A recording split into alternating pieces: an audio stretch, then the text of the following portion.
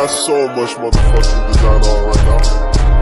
Bring it down, bring it down, bring it down, bring it down, all guys, I'm down, bitches on the line, Alve, Bapak Ibu, saudara-saudari yang saya kasihi.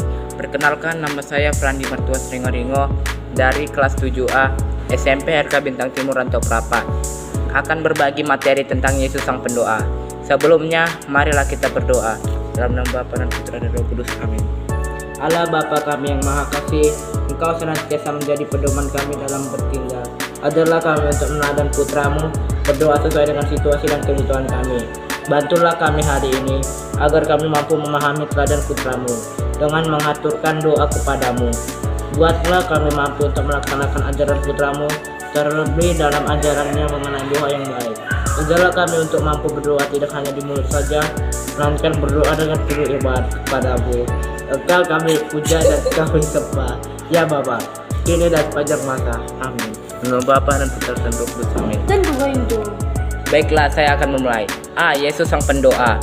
Masih banyak orang yang meyakini bahwa doa terbukti mempunyai daya kekuatan yang luar biasa dalam kehidupan.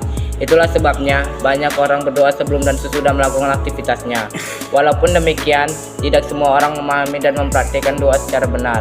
Hal itu nampak dalam cara dan isi doa. Ada orang yang menganggap cukup bila sudah berdoa pada hari Minggu sehingga hari-hari lainnya tidak pernah berdoa. Ada yang kalau berdoa isinya hanya meminta saja dan sebagainya. Bagaimana sesungguhnya berdoa dengan baik? Dalam pelajaran ini kamu dapat belajar dari Yesus Sang Pendoa. Yesus adalah pribadi pendoa. Ia mengisi awal dan akhir karyanya dengan doa. Bagi Yesus, doa menjadi kekuatan untuk setia dan dalam melaksanakan tugas dari Bapa, sekalipun harus menghadapi berbagai macam godaan dan ancaman. Ia juga mengajarkan bagaimana kita berdoa dengan baik, sebagaimana diuraikan dalam Matius 6 ayat 5-15. Baiklah, kita akan membaca kitab suci Matius 6 ayat 5-15. Dan apabila kamu berdoa, janganlah berdoa seperti orang munafik. Mereka suka mengucapkan doanya dengan berdiri dalam rumah-rumah ibadat dan pada tikungan-tikungan jalan raya, supaya mereka dilihat orang. Aku berkata kepadamu, sesungguhnya mereka sudah mendapat upahnya. Tetapi jika engkau berdoa, masuklah ke dalam kamarmu, tutuplah pintu dan berdoalah kepada Bapamu yang ada di tempat tersembunyi. Maka Bapamu yang melihat yang tersembunyi dan membalas kepadamu. Lagi pula dalam doamu itu, janganlah kamu bertele-tele seperti kebiasaan orang yang tidak mengenal Allah. Mereka menyangka bahwa karena banyaknya kata-kata doanya akan dikabulkan. Jadi jangan bertele-tele seperti kebiasaan orang yang kata doanya akan dikabulkan. Jadi janganlah kamu seperti mereka, karena Bapamu mengetahui apa yang kamu perlukan sebelum kamu minta kepadanya.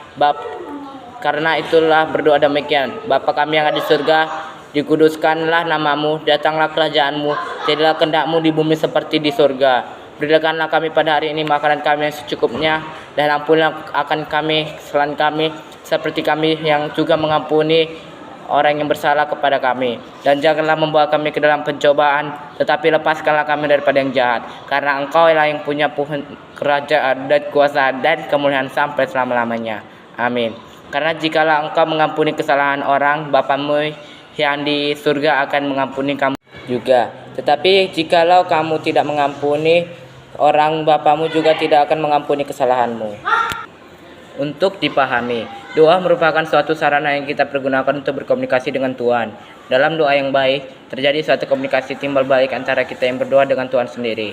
Doa yang baik menurut isi Birkat Hamazon paling tidak berisi 3 hal, yaitu pujian, syukur, dan permohonan.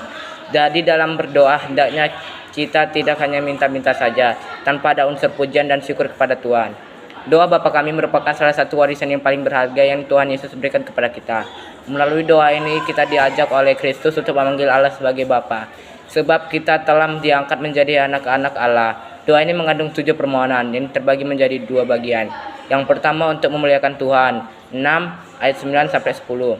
Sedangkan bagian kedua untuk kebutuhan yang kita berdoa, 6 ayat 11-13. Doa ini mengandung pujian, penyembahan kepada Allah, penyerahan diri kita kepadanya, bertobat, dan permohonan.